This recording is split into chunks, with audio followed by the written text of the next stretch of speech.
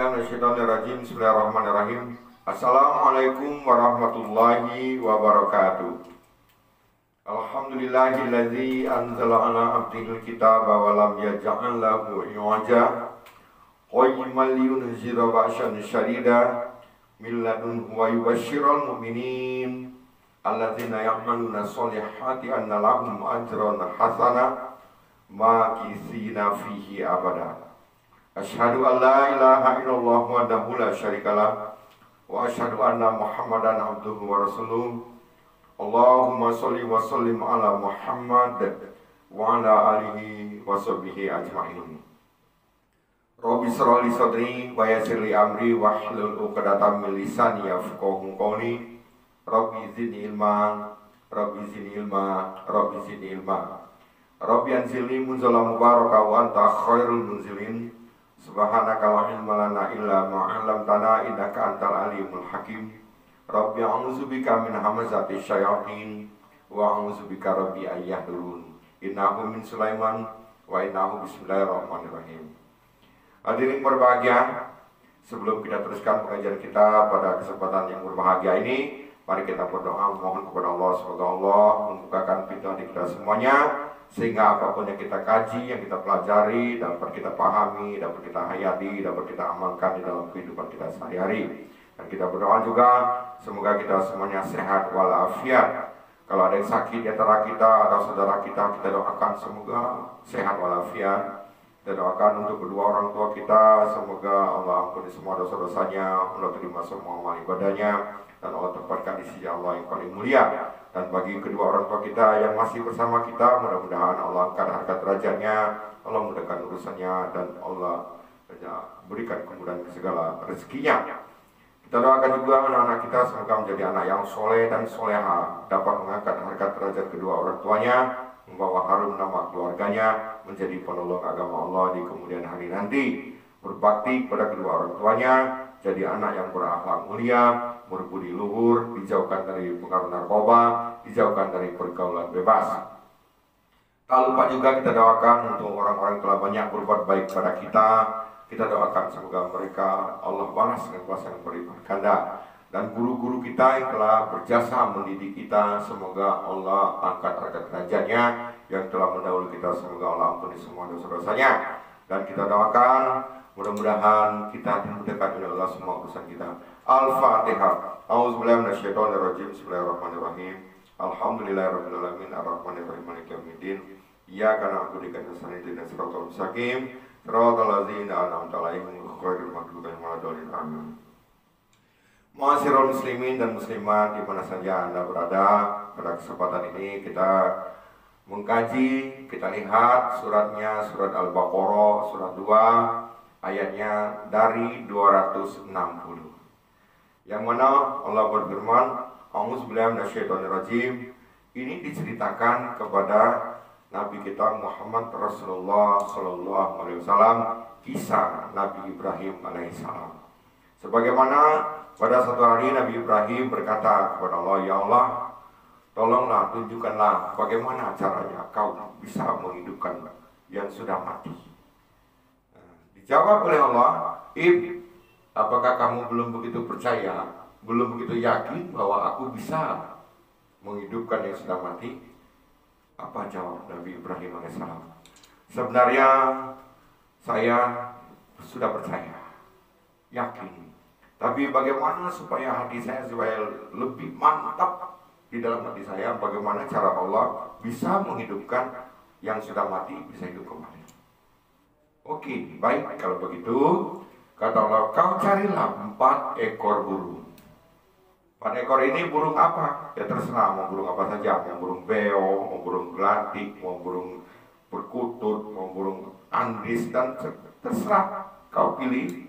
Nah, kemudian setelah Ibrahim cari burung, sudah dapat ditemukannya, sudah dapat 4 ekor burung, langsung dikatakannya ini, katanya Allah, saya sudah menemukan 4 ekor burung. Terus diapakan? Kau cincang burung itu, kata Allah, cincang sampai halus. Kemudian setelah dicincang sampai halus, kemudian apa lagi, kata Nabi Ibrahim? Kau taruhlah, diletakkanlah di atas 4 bukit. Bukit situ, bukit situ, bukit situ, bukit situ. 4 bukit itu. Kemudian apalagi setelah diletakkan di 4 bukit, bukit 1, bukit 2, bukit 3, bukit 4, silakan kau panggil. Dipanggil oleh Ibrahim, burung, burung, burung. Benar, ternyata seliwar-seliwur burung itu berdatangan. Berdatangan, tadinya kepalanya di mana, ekornya di mana, kakinya di mana, badannya di mana. Kemudian dia menyatu kembali, datang lagi ke depan Ibrahim alaihissalam. Nah inilah baru Nabi Ibrahim alaihissalam meyakini bahwa Allah itu betul-betul bisa menghidupkan yang mati. Nah ini cerita gaib. Cerita gaib di zaman dahulu, di zaman kuno. Nah sekarang sebenarnya kalau kita ingin membuktikan yang gaib ini pasti akan terjadi pada diri kita, kita lihat ayat berikutnya, ayat 261. A'udzubillahi minasyaitonirrajim. Bismillahirrahmanirrahim. Mathalul ladzina yunfiquna amwalahum fi sabilillah kamathali habbatin ambatat sab'a sanabila fi kulli sumbulatin mi'atu habbah wallahu yudha'ifu liman yasha' wallahu wasi'un alim. Nah, jadi kata Allah, kalau kamu ingin membuktikan yang gaib yang ada pada dirimu yang sekarang ini bisa terjadi kalau kamu laksanakan, apa itu? Kata Allah, perumpamaan orang yang menginfakkan hartanya di jalan Allah. Sebutir benih tumbuh 7 bulir. Kita tanam padi, 1 benih tumbuh 7. Kemudian kata Allah, 7 bulir ini nanti akan dalam 1 bulir dia 100 biji isinya. Kalau 100 berarti 7 kali 100 berarti jadi 700. Bahkan kata Allah, wallahu yudha'ifu liman yasha'. Jadi kata Allah, Allah akan melipat gandakannya. Wallahu wasi'un alim. Sesungguhnya ilmu Allah itu sangat luas. Nah ini kalau kita ingin membuktikan yang gaib yang sekarang, tetapi tidak akan terjadi kalau kita tidak buktikan. Kalau kita buktikan nanti, insya Allah akan terbukti. Tapi ini berat. Bukan itu saja kata Allah. Kalau kita sudah menginfakkan harta kita, uang kita, penghasilan kita di jalan Allah, bukan saja di 700 kali lipat, tapi asal dia syaratnya 2, jangan sampai 2. Apa itu 2? Yang pertama, coba kita lihat ayat berikutnya. Ayat 262-nya. A'udzubillahi minasyaitonirrajim. Bismillahirrahmanirrahim. Alladzina yunfiquna amwalahum fi sabilillah thumma la tunbi'una ma anfaqu mannan wa la adza lahum ajruhum 'inda rabbihim wa la khaufun 'alaihim wa la hum yahzanun. Syaratnya 2. Kalau dia tidak 2, 700 kali lipat dapat. Apa itu? Kata Allah, orang-orang yang a'udzubillahi minasyaitonirrajim, orang-orang yang menginfakkan hartanya di jalan Allah, kemudian dia tidak mengiringinya dengan riya, menyebut-nyebutnya. 1. Atau menyakitkan perasaan si penerima. Jadi 2 ini hati-hati.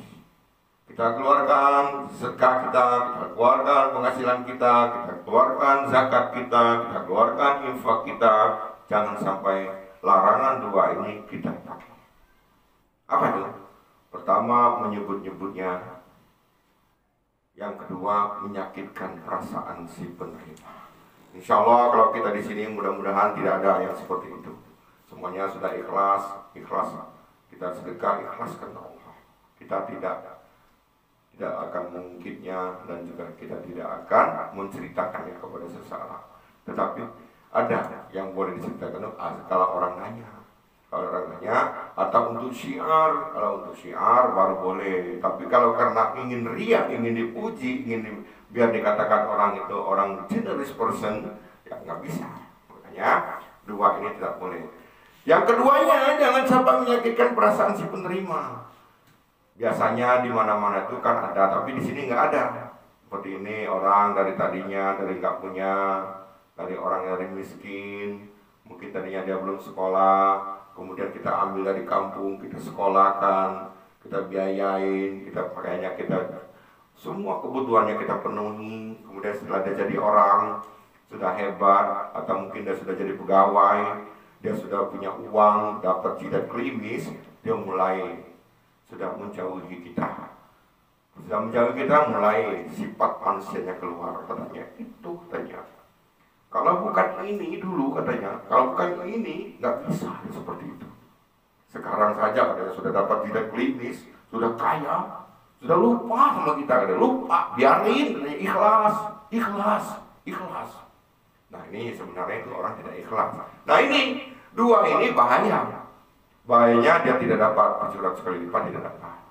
Dan kalau dua ini tidak digunakan, tidak diucapkan, dan tidak menyakitkan si penerima, maka bukan itu saja, tapi kata Allah akan Allah tambah karunia-Nya, keberkahannya Allah tambah, kesehatannya Allah tambah, kesejahteraannya Allah tambah.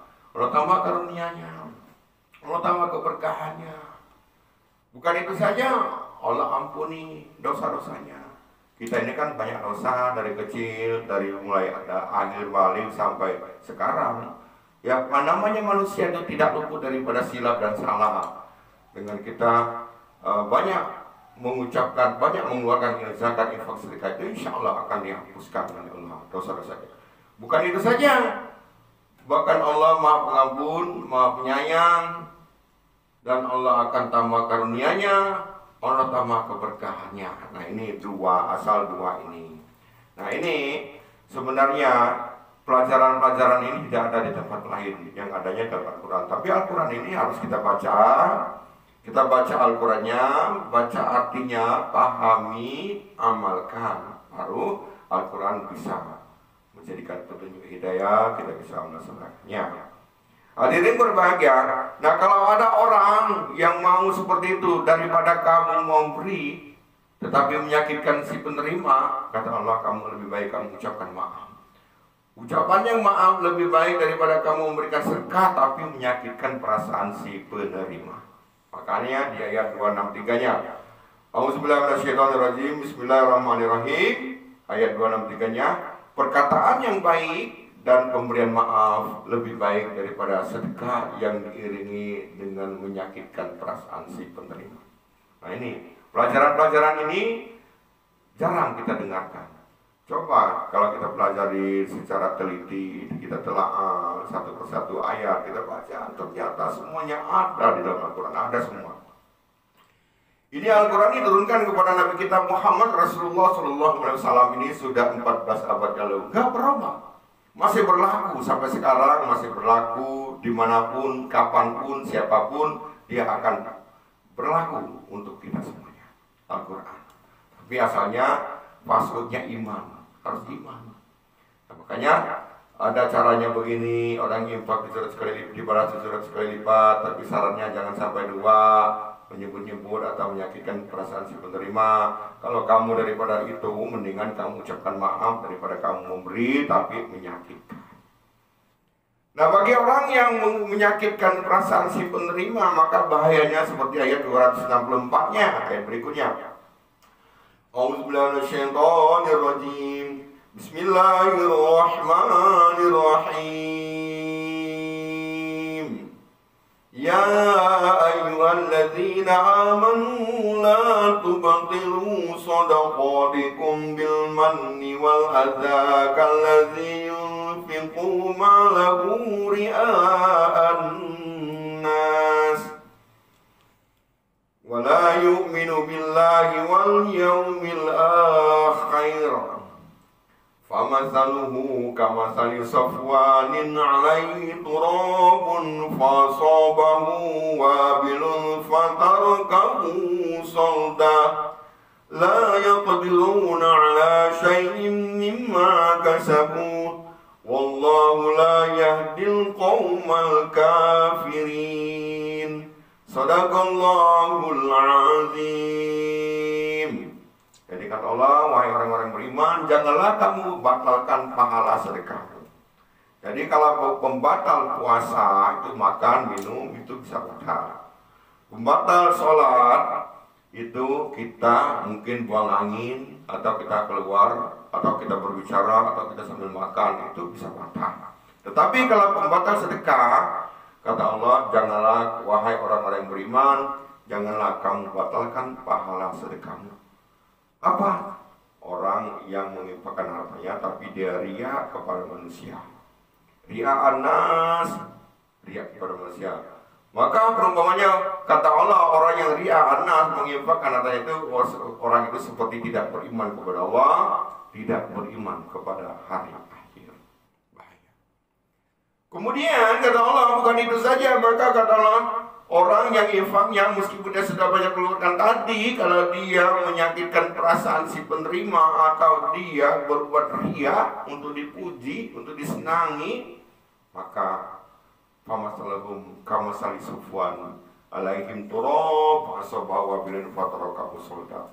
Perumpamannya seperti batu licin, batu, ini ada batu licin, kemudian di atasnya ada debu,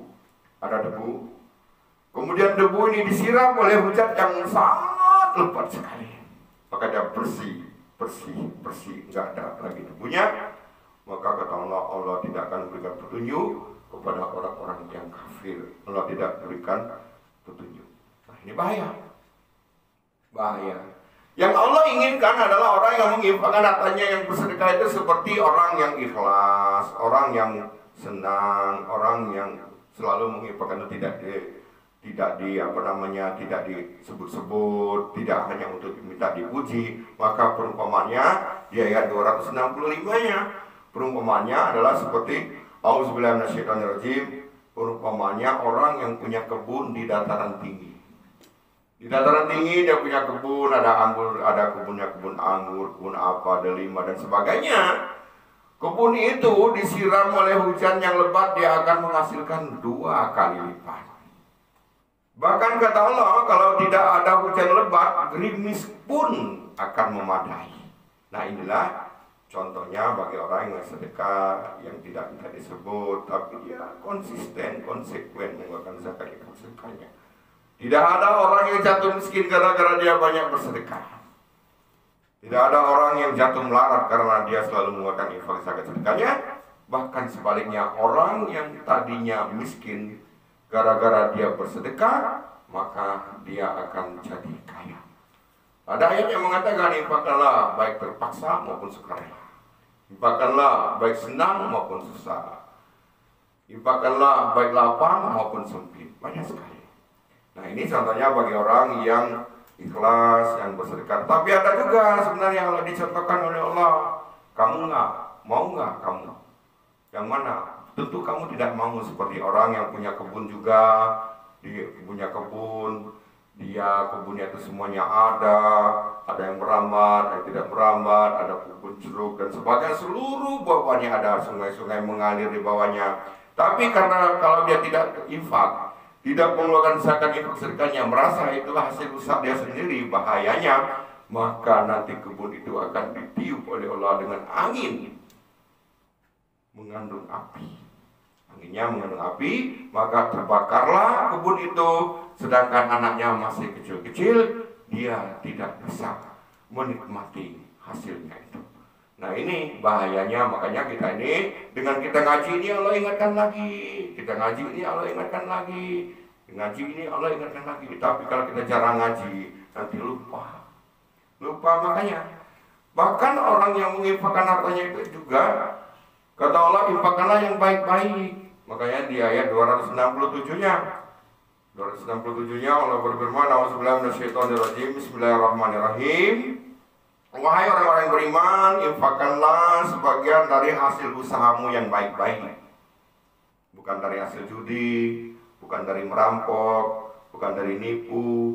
Bahkan hasil bumi pun, hasil bumi ya harus baik-baik. Janganlah kamu pilih yang buruk-buruk. Tapi kalau di sini mah nggak ada, semuanya yang baik-baik. Hasil bumi itu seperti pisang, tomat, cabai, terong, dan semuanya. Kita pilihlah yang baik-baik untuk bersedekah.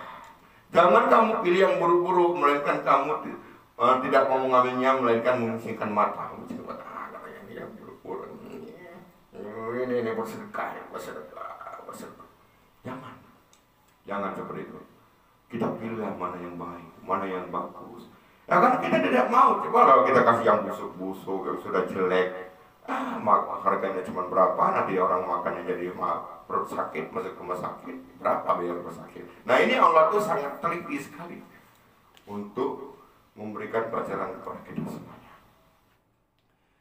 Nah jadi di samping itu kita sedekah itu juga ada penghalangnya, ada setannya, dibisikin oleh setan. 268-nya kata Allah, auzubillahi minasyaitonirrajim, bismillahirrahmanirrahim. Setan menjanjikan menjanjikan menakut-nakuti kamu. Kalau kita mau sedekah itu biasanya ada setannya. Sedekah ya kita dapat uang 100.000, 20.000 kita keluarkan. Padahal kita kan mau bayar beli pulsa, atau mau beli ini, atau buat ongkos anak jajan besok. Gimana ya? Kata setan yang di dalamnya, benar. Kamu tak kurang nanti, udah nggak usah sedekah. Nah ini, kalau kita ngikutin setan kita nggak jadi, bahaya. Tapi kita harus mengikuti Allah. Setan itu menjanjikan kamu, menakut-nakuti kamu, menjadi miskin, dan menyuruh kamu untuk berbuat kikir, berbuat keji, dan berbuat jahat. Makanya janganlah kita mengikuti setan. Ikutilah Allah. Sedangkan Allah itu sudah menjanjikan karunia, ampunan, semuanya. Allah akan berikan petunjuk hidayah Al-Quran kalau kita mengikuti Allah. Tetapi kalau kita mengikuti setan, bahaya. Kita akan disuruh oleh setan kita pelit, disuruh oleh setan kita ini kikir, disuruh oleh setan itu kita ini medit, disuruh oleh setan kita itu tidak mau berbagi. Padahal itu sangat bahaya. Allah menyuruh kita, Allah punya ilmu, Allah punya kekayaan, Allah punya karunia. Makanya di ayat 269-nya yang terakhir, auzubillahi minasyaitonirrajim, bismillahirrahmanirrahim, yu'til hikmata man yasha' wa man yu'tal hikmata faqad utiya khairan katsira wa ma yazakkaru illa ulul albab. Shadaqallahul azim. Dia memberikan hikmah, al-hikmah kepada siapapun yang dia kehendaki. Barang siapa diberi al-hikmah, sesungguhnya dia telah diberi kebaikan yang banyak. Ini kata Allah. Dan Allah tidak dapat mengambil pelajaran kecuali orang-orang yang berakal sehat. Dan tidak ada yang dapat mengambil pelajaran kecuali orang-orang yang berakal sehat. Jadi kalau orang mengambil pelajaran di dalam Al-Quran ini, dia mengikuti petunjuk dari Allah, dia mengeluarkan infak zakat sedekahnya, berarti dia mau mendapatkan ilmu yang tinggi. Dia mau mendapatkan keberkahan. Dia mau mendapatkan kebahagiaan. Dia mau mendapatkan kesenangan, baik senang di dunia maupun senang di akhirat. Kalau orang tidak mau, makanya dia akan bahaya di dunia, bahaya di akhirat. Mudah-mudahan dengan pengajian yang singkat ini dapat kita pahami, dapat kita hayati, dapat kita amalkan di dalam kehidupan kita sehari-hari. Dan jangan lupa yang belum subscribe, untuk menambah amal soleh kita, subscribe, like, share, and comment. Lebih dan kurangnya mohon maaf. Wassalamualaikum warahmatullahi wabarakatuh.